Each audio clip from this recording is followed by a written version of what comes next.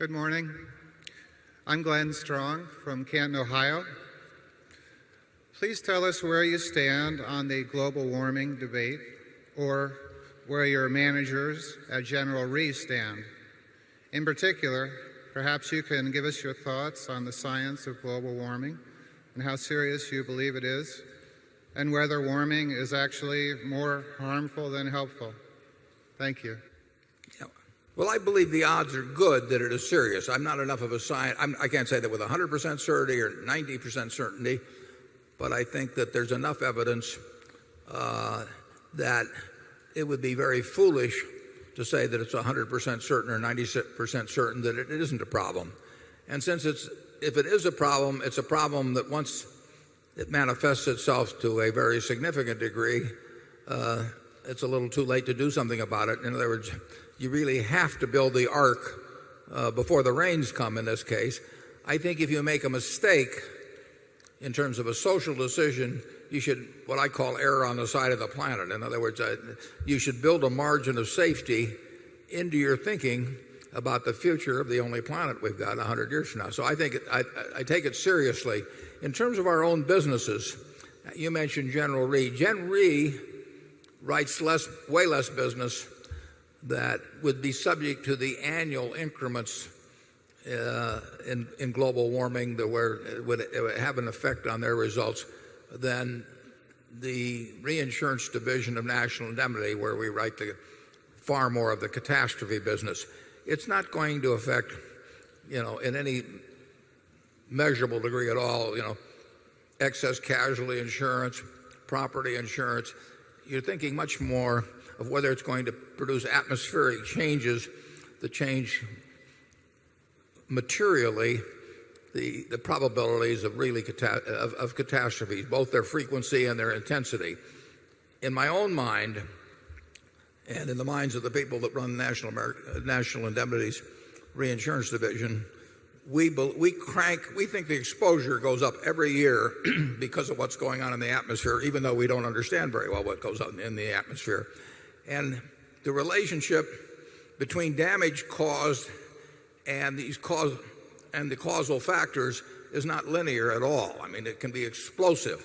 So if temperatures in the waters of the Atlantic or something change by relatively small amounts, or what seem like small amounts, it could increase the expectable losses from a given hurricane season by a factor of 2, 3, 4, or 5. So we're plenty cautious about it. It's not something that keeps me up in terms of our financial prospects at all at Berkshire, but it's something that I think every citizen ought to be very cognizant of and make a decision on. Charlie? Well, of course, carbon dioxide is what plants eat, and generally speaking, I think it's a little more comfortable to have it a little warmer instead of a little colder. I hope you don't get a chance to test that after death, Charlie. It isn't as though there's a vast flood of people trying to move to North Dakota from Southern California. And so you're talking about dislocation. It's not at all clear to me that net it would be worse for mankind in general to have the planet a little hotter. But the dislocations would cause agonies for a great many places, particularly those that would soon find themselves underwater. Yeah, I was going to ask you about how do you feel about the sea level being 15 or 20 feet higher? Well, that's very unfortunate, but Holland lives with 25% of the nation below sea level. With enough time and enough capital, these things can be adjusted to. I don't think it's a utter calamity for man that threatens the whole human race or anything like that. You'd have to be a pot-smoking journalism student or something to believe that. We're finally unleashing him, folks. Well, we'll continue to have people in charge of insurance who are plenty worried about global warming, I promise you. But we don't know. We do know that 2004 and 2005, there was a frequency, and more particularly, there was an intensity of hurricanes that would not be expected at all by looking at the previous century. And we were spared, even though we had Katrina, we were spared what could have been a far worse case by a couple of Category 5s that didn't hit the mainland.